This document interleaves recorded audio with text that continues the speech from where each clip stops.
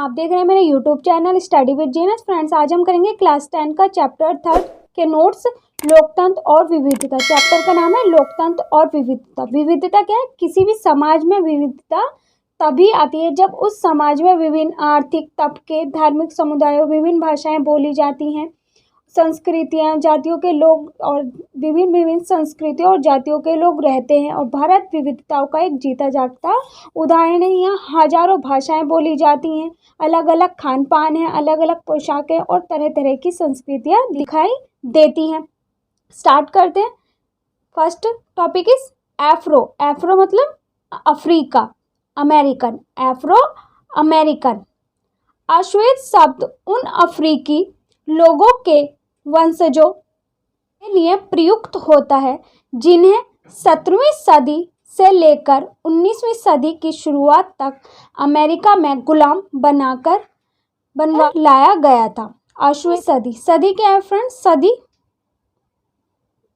सदी मतलब एक सेंचुरी होती है, मतलब कि शतक। सदी सेंचुरी, और दशक का मतलब है 10 साल। उम्मीद है पता लग गया होगा आपको। सदी का मतलब क्या है? सेंचुरी मतलब कि शतक, और दशक मतलब 10 साल। तो अश्वेत शब्द उन अफ्रीकी लोगों के वंशजों के लिए प्रयुक्त होता है जिन्हें 17वीं सदी से लेकर 19वीं सदी की शुरुआत तक अमेरिका में गुलाम बनवाकर लाया गया था। मतलब कि गुलाम बनाया जाता था। पहले जो काले लोग होते थे उन्हें गुलाम बना दिया जाता था, उन्हें बिल्कुल समझा नहीं जाता था, भेदभाव किया जाता था काले लोगों के साथ, और उन्हें ना खान पान दिया जाता था अच्छे से, और ना उन्हें घरों से बेघर कर दिया जाता था। कब होता था? 17वीं सदी से 19वीं सदी की शुरुआत तक अमेरिका में गुलाम बनकर लाया गया था। अश्वेत शक्ति आंदोलन। अश्वेत शक्ति आंदोलन क्या है? 1966 में शुरू हुआ और 1975 तक चला रहा। अश्वेत शक्ति आंदोलन 1966 में शुरू हुआ था और 1975 तक चलता रहा। नस्लवाद को लेकर इस आंदोलन का रवैया ज़्यादा उग्र था। नस्लवाद को लेकर इस आंदोलन का जो रवैया था वो ज़्यादा उग्र था, और इसका मानना था कि अमेरिका से नस्लवाद मिटाने के लिए हिस्से का सहारा लेने में भी हर्ज नहीं है। तो फ्रेंड्स, अश्वेत शक्ति आंदोलन कब तक चला? 1966 में शुरू हुआ और 1975 तक चलता रहा। और नस्लवाद को लेकर इस आंदोलन का रवैया ज़्यादा उग्र था, और इसका मानना था कि अमेरिका से नस्लवाद मिटाने के लिए हिस्से का सहारा लेने में भी कोई हर्ज नहीं है। नीदरलैंड क्या नीदरलैंड में वर्ग और धर्म के बीच मेल दिखाई नहीं देता है। जो वर्ग और धर्म के बीच मेल दिखाई नहीं देता है, वहाँ कैथोलिक और प्रोटेस्ट दोनों में अमीर और गरीब है।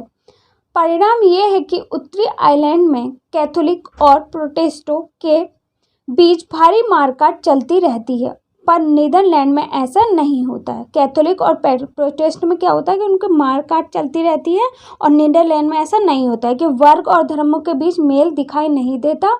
वहाँ कैथोलिक और प्रोटेस्ट दोनों में अमीर और गरीब है। कैथोलिक में भी और प्रोटेस्ट में अमीर और गरीब दोनों है। और परिणाम ये है कि उत्तरी आयरलैंड में कैथोलिकों और प्रोटेस्टों के बीच भारी मारकाट चलती रहती है। कैथोलिकों के बीच भी और प्रोटेस्टों के बीच भी भारी मारकाट चलती रहती है, पर नीदरलैंड में ऐसा नहीं होता है। नेक्स्ट टॉपिक इज उत्तरी आयरलैंड। उत्तरी आयरलैंड में 55% आबादी प्रोटेस्ट है। उत्तरी आयरलैंड में 55% आबादी प्रोटेस्ट है, जबकि 44% रोमन कैथोलिक है। कैथोलिक का नेतृत्व में नेशनलिस्ट पार्टियां करती हैं, और प्रोटेस्ट लोगों का प्रतिनिधित्व यूनियनिस्ट पार्टियां करती हैं। कि 5% आबादी प्रोटेस्ट है ये उत्तरी आयरलैंड में, और 44% रोमन कैथोलिक है। और कैथोलिक का नेतृत्व नेशनलिस्ट पार्टियां करती हैं, और प्रोटेस्ट लोगों का प्रतिनिधित्व यूनियनिस्ट पार्टियां करती हैं। जर्मनी और स्वीडन जैसे देशों में समरूप समाज है। जर्मनी और स्वीडन जैसे देशों में समरूप समाज है।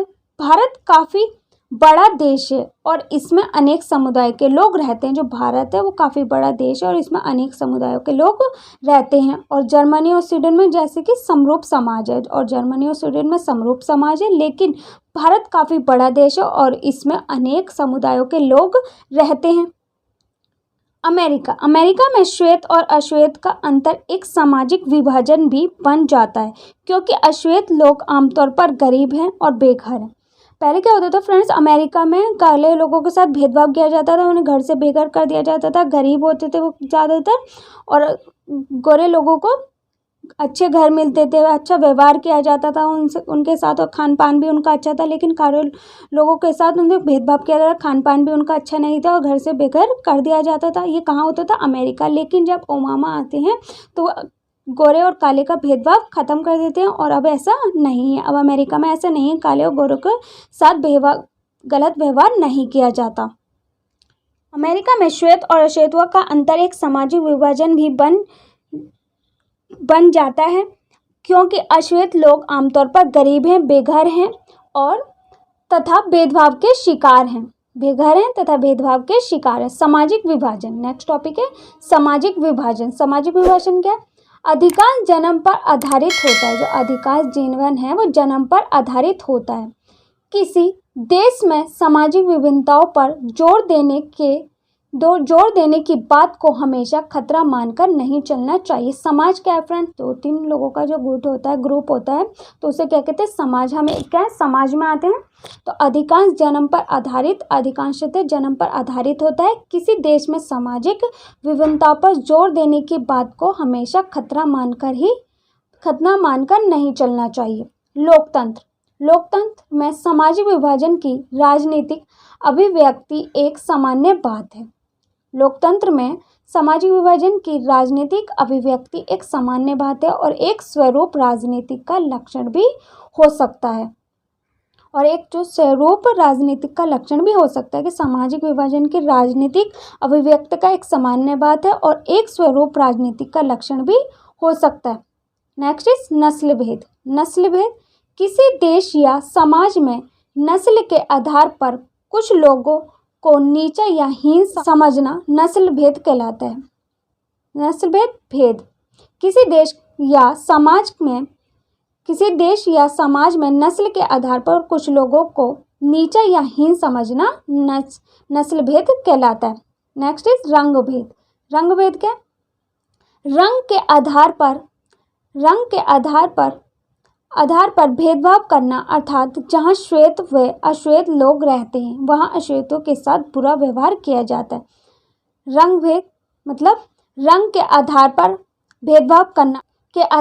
भेदभाव करना, अर्थात जहाँ श्वेत व अश्वेत लोग रहते हैं वहाँ अश्वेतों के साथ बुरा व्यवहार किया जाता है। जैसे कि दक्षिण अफ्रीका में रंग भेद की नीति अपनाई गई और अश्वेतों के सभी अधिकारों से वंचित रखा गया। काले लोगों को सभी अधिकारों से वंचित रखा गया, जैसे कि संस्कृति से, खान पान से, घर से बेघर कर दिया जाता था। दक्षिण अफ्रीका में अंग्रेज रंग भेद की नीति अपनाई गई और अश्वेतों के सभी अधिकारों से वंचित रखा गया। समरूप समाज एक ऐसा समाज जिसमें सामुदायिक, सांस्कृतिक या जातीय विभिन्नताएं ज़्यादा गहरी नहीं होती है। समरूप समाज क्या है? कि एक ऐसा समाज जिसमें सामुदायिक, सांस्कृतिक या जातीय विभिन्नताएं ज़्यादा गहरी नहीं होती।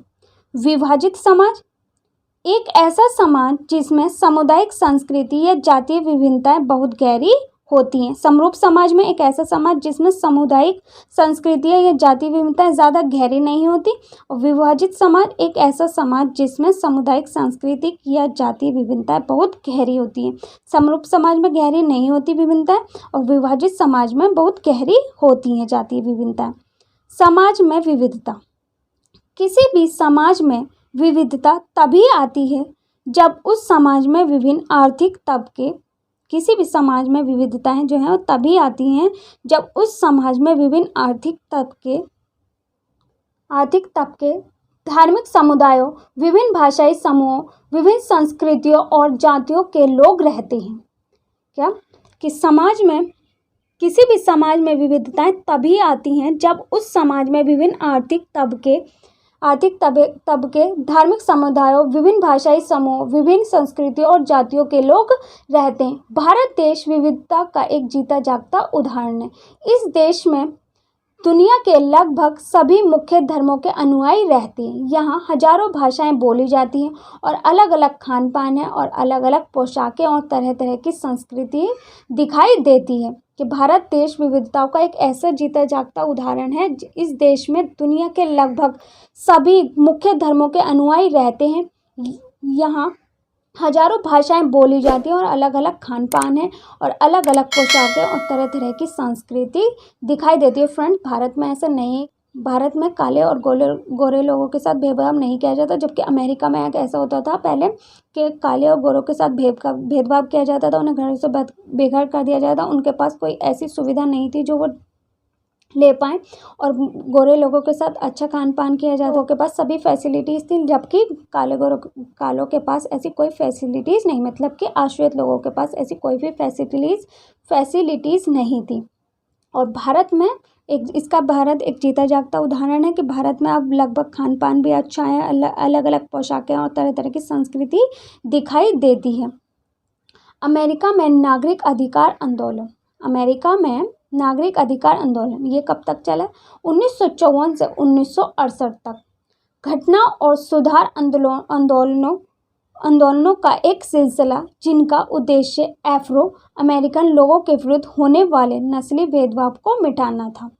घटनाओं और सुधार आंदोलन का एक सिलसिला, जिनका उद्देश्य अफ्रो अमेरिकन और लोगों के विरुद्ध होने वाले नस्ली भेदभाव को मिटाना था। अश्वेत शक्ति आंदोलन 1966 से 1975। यह आंदोलन काले अमेरिकी या एस्ट्रो अमेरिकन लोगों के द्वारा शुरू किया गया था। ये अमेरिका के नस्ल भेद को मिटाने के लिए शुरू हुआ था, और इस आंदोलन में अश्वेत लोग नस्लवाद को अमेरिका से मिटाने में हिंसा के प्रयोग से भी नहीं हिचकिचा रहे थे। कि यह आंदोलन काले अमेरिकी और एस्ट्रो अमेरिकन लोगों ने शुरू किया था, और ये अमेरिका के नस्ल भेद को मिटाने के लिए शुरू हुआ था। नस्ल भेद को मिटाने के लिए शुरू किया गया था, और इस आंदोलन में आश्वेत लोग नस्लवाद को अमेरिका से मिटाने में हिंसा के प्रयोग से भी नहीं हिचकिचा रहे थे।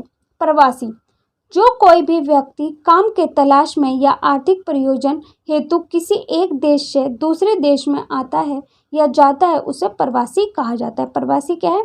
कि जो कोई भी व्यक्ति काम के तलाश में या आर्थिक प्रयोजन हेतु किसी एक देश से दूसरे देश में आता है या जाता है, उसे प्रवासी कहा जाता है। मैंने इस चैप्टर में मेन टॉपिक करा दिए हैं जो आपके एग्जाम रिलेटेड हैं। फ्रेंड्स, उम्मीद है मेरी वीडियो आपको पसंद आई होगी।